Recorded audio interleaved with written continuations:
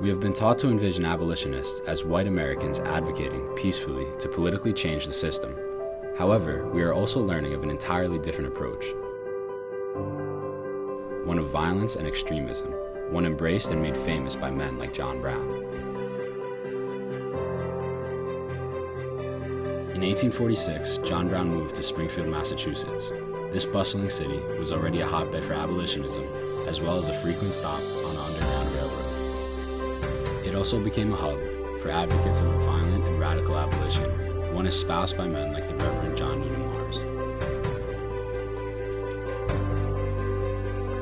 Because Massachusetts' Constitution outlawed slavery in 1780, the state had become a destination for black people. Some from the South, but many from Connecticut and New York. Springfield became home to a thriving black community.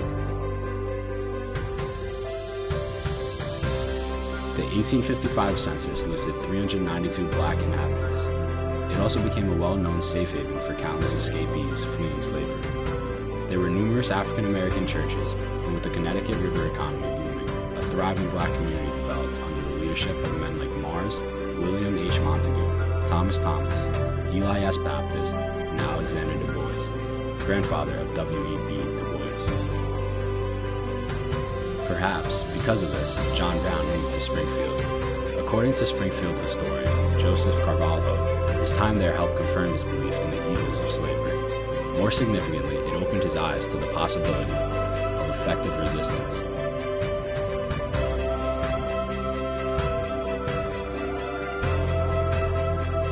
Many in the community, both black and white, business owners, lawyers, church leaders, were deeply involved in the abolitionist movement.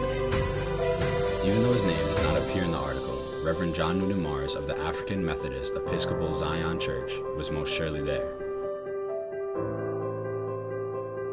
According to Springfield historian Cliff McCarthy, he had previously gathered black pastors and leaders to draw up a list rejecting the immoral 1850 law, as he thunderously exhorted his congregants to beat their plowshares into swords.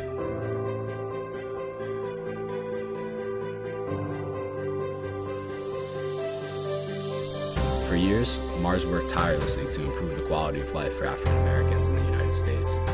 He promoted temperance societies for African Americans as well as equal education opportunities for black children. He was active in the Massachusetts and American anti-slavery societies and was an outspoken opponent of slavery. After serving in Salem for 2 years, Mars went to Upper Canada as a missionary to the enslaved who had escaped to that area. Channeling this rhetoric, a year later, John Brown established a Springfield branch of the League of Gileadites. This group also recommended ways to help fugitive captives who had been arrested and captured. It also advocated for armed vigilance, militants, and uncompromising resistance. These words simply echoed the language already being used and acted upon by Springfield's African American community. As a civic and religious leader, it is certainly reasonable to assume that John Newton Mars was present to hear the words of his former Connecticut neighbor, especially as Brown's recorded words sounded so familiar. Soon after establishing the League, Brown left Springfield. According to Dr. Carvalho, his work, and more importantly, the work of Springfield's black community, ensured that not one person was ever taken back into slavery from Springfield. When the black orator and writer William Wells Brown visited Springfield in 1854, he recounted that on a train to Boston, he met 10 or 15 blacks armed to the teeth and swearing vengeance upon any slave catcher who attempted to capture them.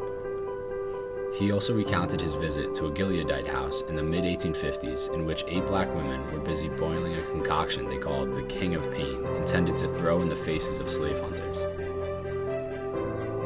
There remains one last tantalizing clue to tie America's most famous, violent abolitionist to Mars and the Springfield community. In 1794, Congress and the President George Washington selected 2 spots for federal arsenals, Harper's Ferry, Virginia, and Springfield, Massachusetts. Could Brown's time in Springfield inspired his bold dream for a slave revolt that resulted in a dress rehearsal for the Civil War?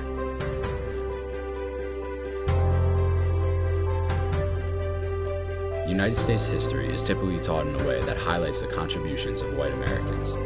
While John Brown certainly deserves a spotlight, so do countless black Americans, like the Reverend John Newton Mars. Our project looks to expand and unravel the story of impactful abolitionists like John Newton Mars, whose name is not mentioned in our teachings of abolitionism in history.